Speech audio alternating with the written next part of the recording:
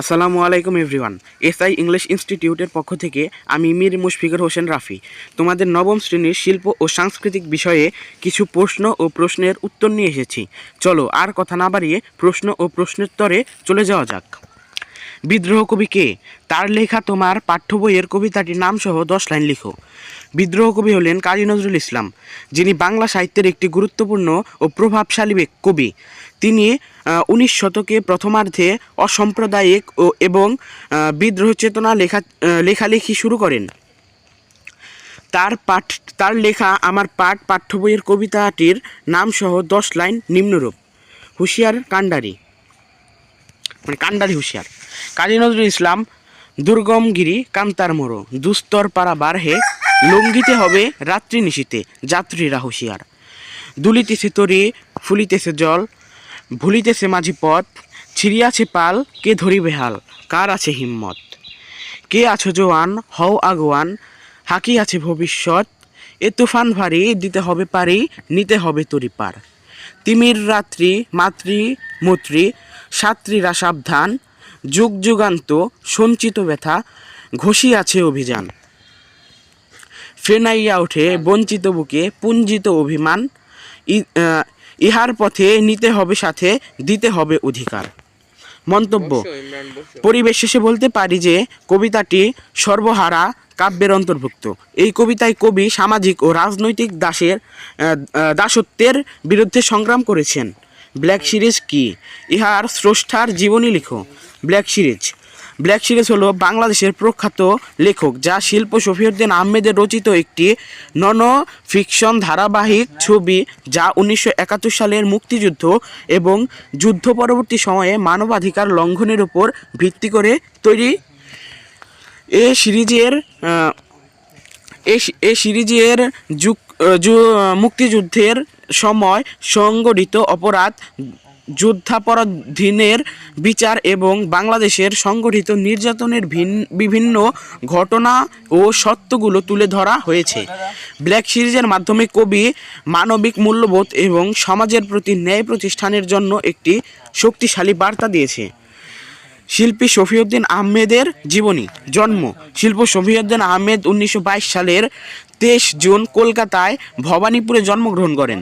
শিক্ষা: শফিউদ্দীন আহমেদ 1936 সালে কলকাতা আর্ট স্কুলে ভর্তি হন এবং 1942 সালে সেখান থেকে চারুকলায় স্নাতক ডিগ্রি লাভ করেন। পরবর্তীকালে তিনি যুক্তরাজ্যের central school of arts and crafts থেকে এচিং ও এনগ্রেভিং বিষয়ে ডিপ্লোমা ডিগ্রি অর্জন করেন।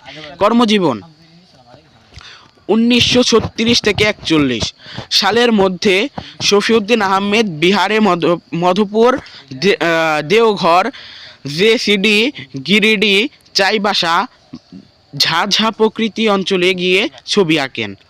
এই ধারাবাহিকতায় 1942 থেকে 1945 সালে তিনি গিয়েছেন সাঁওতাল পরগনার দুমকা অঞ্চলকে কেন্দ্র করে আঁকা চিত্রমালা শিল্পী হিসেবে তাকে গুরুত্বপূর্ণ করে তোলে। আর্ট স্কুলে ফাইন আর্ট বিভাগে অধ্যয়নের মধ্য দিয়ে তিনি জল রং ও তেল রঙে দক্ষতা অর্জনের পাশাপাশি উড এনগ্রেভিং মাধ্যমটিও গভীরভাবে রপ্ত করেন। রচনা: 90-এর দশকে তিনি রেখাচিত্রে ছবি অঙ্কনে যা ব্ল্যাক সিরিজ বা কালো চিত্রমালা নামে পরিচিত।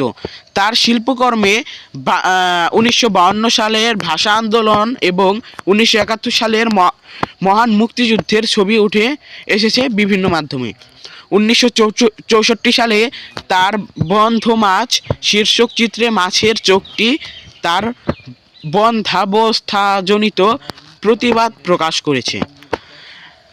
80-এর দশকে তিনি সরাসরি চোখের মোটিফ ব্যবহার করে আঁকলেন কান্না, 21-এর স্মরণে 71-এর স্মৃতি, 71-এর স্মরণে শীর্ষক শিল্পকর্ম। এসব শিল্পকর্মে শিল্পী ভাষা আন্দোলন ও মুক্তিযুদ্ধের সময় সংস্কৃতিকে তুলে ধরেছেন। সামাজিক অবদান: তিনি শিল্পাচার্য জয়নুল আবেদীন ও অন্যান্য শিল্পীর সঙ্গে একসঙ্গে ঢাকা আর্ট কলেজ প্রতিষ্ঠার ভূমিকা পালন করেন। এই শিল্প শিক্ষা প্রতিষ্ঠানটি বর্তমানে চারুকলা অনুষদ এবং ঢাকা বিশ্ববিদ্যালয় নামে পরিচিত। পুরস্কার: বাংলাদেশের শিল্পকলায় বিশেষ অবদানের জন্য তিনি 1978 সালে 21 পদক, 1985 সালে বাংলা একাডেমির সম্মানসূচক ফেলো মনোনীত হন এবং 1996 সালে স্বাধীনতা দিবস পুরস্কার লাভ করেন।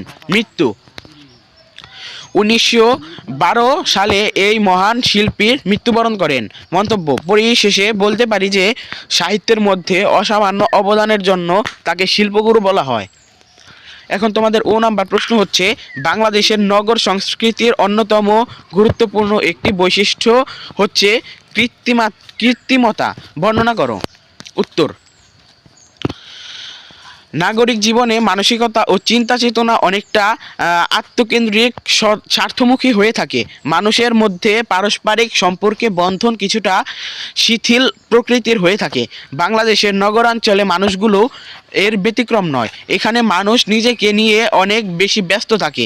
এখানে মানুষের নীতি জ্ঞান অনেকটা নৈর্ব্যক্তিক হয়ে থাকে। তাই নগরবাসীর চিন্তা চেতনা ও ধ্যান ধারণা অনেকটা যুক্তিবাদী। বাস্তব জীবনে বিভিন্ন উপাদানের সংমিশ্রণে নগরবাসীর জীবন প্রণালী গড়ে ওঠে। মূলত জীবন সংগ্রামের চাপে এদেশের নগরাঞ্চলের মানুষ অনেকটা আত্মকেন্দ্রিক ও স্বার্থপর। নিঃস্বার্থতা, বাস্তববাদী মানসিকতা, স্বার্থপরতা, যান্ত্রিকতা ইত্যাদির কারণে মানুষের মধ্যে পারস্পরিক সম্পর্ক টানাপোড়েন, বিচ্ছিন্নতা, মেকিভাব ও দূরত্ব এদেশের নগর সংস্কৃতির একটি স্বাভাবিক চিত্র।